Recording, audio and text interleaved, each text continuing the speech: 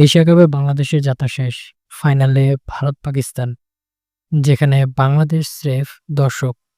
তবে এই দর্শক ভূমিকাটা আক্ষরিক অর্থেই। বাংলাদেশ দল এখনো যে ঢাকায় ফিরে নেই, রয়ে গেছে সংযুক্ত আরব আমিরাতেই।